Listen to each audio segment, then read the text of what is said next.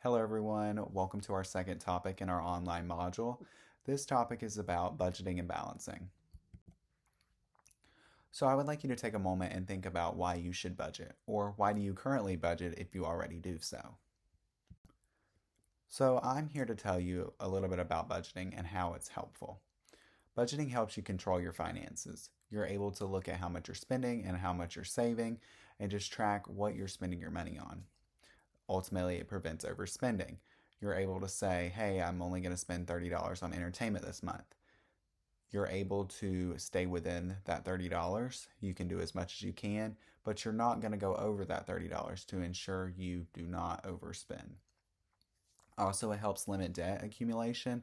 So basically, you give yourself a limit, even though you have a credit card that may have no limit on it or it may have a very high limit. You're not going to max it out. You're going to stick to your original plan of only spending an X amount of money to not accumulate debt. Also, it helps you prepare for emergencies. If you're able to budget and put so much money aside every week or every month, however you find fit, this really helps you in the case of an emergency. Also, it helps you build wealth. You're able to put in money towards retirement, whether that be in a 401k or a Roth IRA or a traditional IRA. You're able to budget how much you can afford based on your income and make plans accordingly.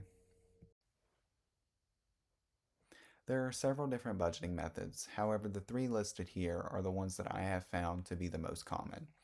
The first being the 50-30-20, which is known by Dave Ramsey, which is a financial coach that you may have heard of as he circulates many social media platforms speaking about the importance of saving.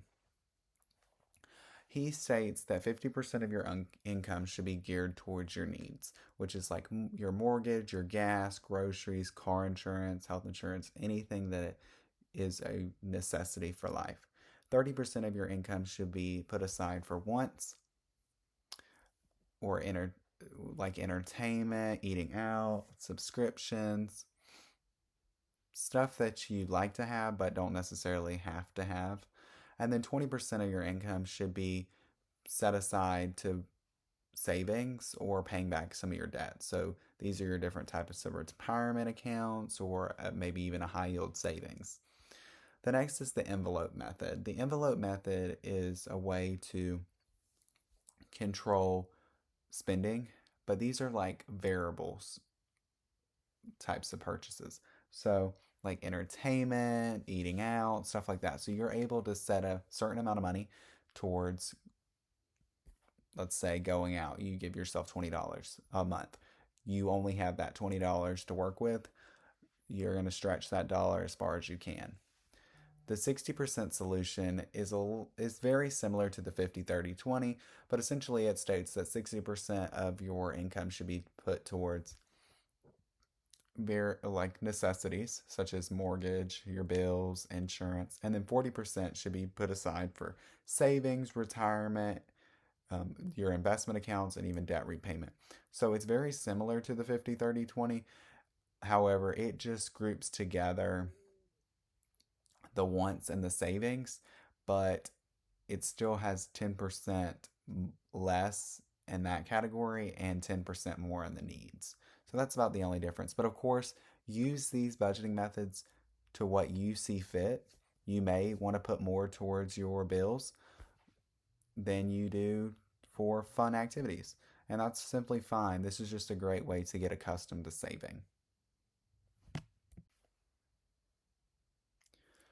Budgeting allows you to track your spending and identify where your bad spending habits are arising from. Personally, I bank with Chase and I'm able to see exactly the percentage that I'm spending each month on dining, shopping, any type of entertainment. Literally every category is there, and you're able to pinpoint exactly where you're spending the most amount of money. So you can stick towards your budget and ensure you do not overspend. Because the whole reason of having a budget is to ensure that you are not spiraling into immense amounts of debt by just running up a credit card bill that you cannot afford to pay. We want to avoid doing this, and this is why we create a budget. So that leads me to what this image is. I work in the public sector and I manage all of traffic operations funding. So this is called a line by line budget, which essentially means every type of purchase is narrowed down into an account. For instance, the top portion of this budget in blue is what we call personnel services. Personnel services includes your payroll, your so like straight time, overtime, standby pay, and it also includes retirement, FICA taxes, your long-term, short-term disability, anything related to personal services, you can find it within there. Workers' comp, stuff like that. And then in the pink section, this is what we call operating expenses, which is utility services, communication services, office supplies, stuff like that that is required to keep a business running. This is where we bill those type of purchases. The light green, which is really hard to see here, is what we call capital. Capital is purchases that are over a certain amount of money, depending on what they are. For instance, buying a car would be a capital purchase, and those require a separate amount of money put aside. So we don't typically bill large purchases like that to operating. We try to separate them into capital so we can pinpoint exactly how much we're spending every fiscal year. CIP, which is in black, is called capital improvement projects. Personally, I deal with everything traffic related, so I have a lot of like traffic striping, signal cabinets is another one. Signal cabinets are what power a signal and has it cycling and detecting cars. They're very expensive. So capital improvement projects are usually a large amount of money that is put aside for a specific project. It's geared toward creating new signals at different intersections or striping new roads that we're creating. So this is a great way to showcase how budgeting can apply in not only your life, but in several different fields. It's used literally in every accounting field, and it's something that you should become comfortable of. So why should you balance your budget each month? So that image you've seen is my budget balanced up until now. It's current. The reason why you want to do this is to track financial progress. You want to ensure that all bills have been paid and cleared. With making as many purchases as I do, it's often very easy to miss a bill, and this results in a carrying forward balance. In the public sector, you're not allowed to get an invoice and it have a carrying balance on it and just pay that amount. We have to have an invoice for exactly the current charges for that month. So if you forgot to pay a bill from 3 months ago, you now have to go find that bill from 3 months ago and pay it in addition to the current bill. So this is a great way to show you how budgeting and balancing is essential, not only in your life, but in an accountant's life like mine. So back to how this relates to you, just in case you're not interested in the finance realm, it helps you prevent from financial surprises. You're able to see that you're needing to buy tires for your car. So now you're able to scale back your necessarily wants category of spending and dedicate more for your necessities, which lastly creates a more precise forecasting model based on spending trends.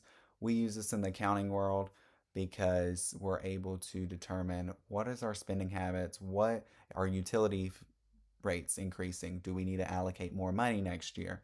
But this can apply to you as well, because if you're spending more in your entertainment section and you're blowing your budget out of the water every month, maybe you should allocate a little bit of more money in that category and scale back from another if you don't want to if you're not increasing your overall income. This leads me to my next thought, learning to live below your means. Basically, spending less than you earn so you can invest and avoid debt. This is the best case scenario. Always spend less than you make. Act like you don't have all the money that you actually make. You will thank yourself at the end of the day. You never want to extend yourself so far that you put yourself in a bind. And that is why budgeting is so essential, is to always, you never know what tomorrow may bring. You may not be able to work tomorrow.